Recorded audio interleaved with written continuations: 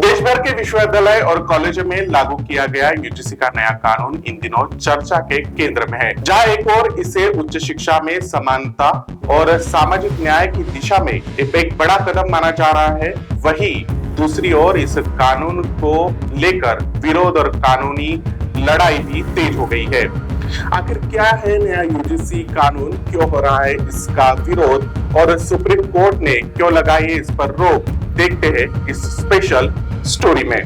विश्वविद्यालय अनुदान आयोग यानी यूजीसी ने उच्च शिक्षण संस्थानों में समानता को बढ़ावा देने के नियम 2026 लागू किए हैं। ये नियम 15 जनवरी 2026 से देश भर के सभी विश्वविद्यालयों और महाविद्यालयों में प्रभावी किए गए थे। नए रेगुलेशन की सबसे बड़ी खासियत यह है कि अब जातिगत भेदभाव की परिभाषा का दायरा बढ़ा दिया गया है। पहली बार अनुसूचित जाति और अनुसूचित जनजाति के साथ साथ अन्य पिछड़ा वर्ग यानी ओबीसी को भी इसमें शामिल किया गया है। इसका मतलब ये है कि अब ओबीसी वर्ग के छात्र, शिक्षक और कर्मचारी भी अपने साथ होने वाले जातिगत भेदभाव या उत्पीड़न की शिकायत सीधे सक्षम प्राधिकारी के पास दर्ज करा सकते हैं। इसके साथ ही हर उच्च शिक्षण संस्थान में एससी, एसटी और ओबीसी के लिए समान अवसर प्रकोष्ठ स्थापित करना अनिवार्य कर दिया गया है।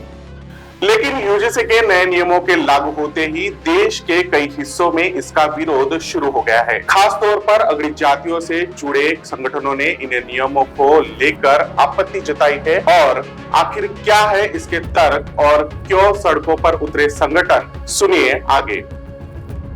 विरोध कर रहे संगठनों का कहना है कि यूजीसी के इन नए नियमों का दुरुपयोग हो सकता है। उनका आरोप है कि इसके जरिए अगड़ी जातियों के छात्रों और शिक्षकों को झूठे मामलों में फंसाया जा सकता है। इसी के विरोध में जयपुर में करनी सेना, ब्राह्मण महासभा, कायस्थ महासभा और वैश्य संगठनों ने मिलकर सवर्ण समाज समन्वय समिति S4 का गठन किया है। इन संगठनों ने संकेत दिया है कि रेगुलेशन के खिलाफ बड़े स्तर पर आंदोलन किया जाएगा। इस बीच यूजीसी के नए नियमों को लेकर मामला सुप्रीम कोर्ट तक पहुँच गया है। याचिकाओं पर सुनवाई करते हुए सुप्रीम कोर्ट ने फिलहाल इन नियमों पर रोक लगा दी है। कोर्ट ने केंद्र सरकार और यूजीसी को नोटिस जारी कर 19 मार्च तक जवाब मांगा है।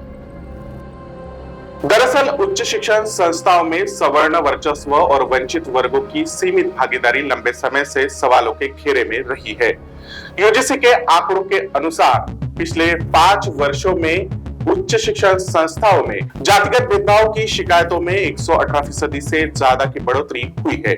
साल 2019-20 में यहां 178 शिकायतें दर्ज हुई, वहीं 2023-24 में यह संख्या बढ़कर 378 तक पहुंच गई।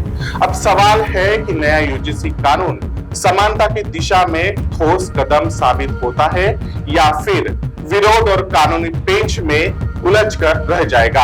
इस पर अगला फैसला 19 मार्च को सुप्रीम कोर्ट की सुनवाई के बाद तय होगा।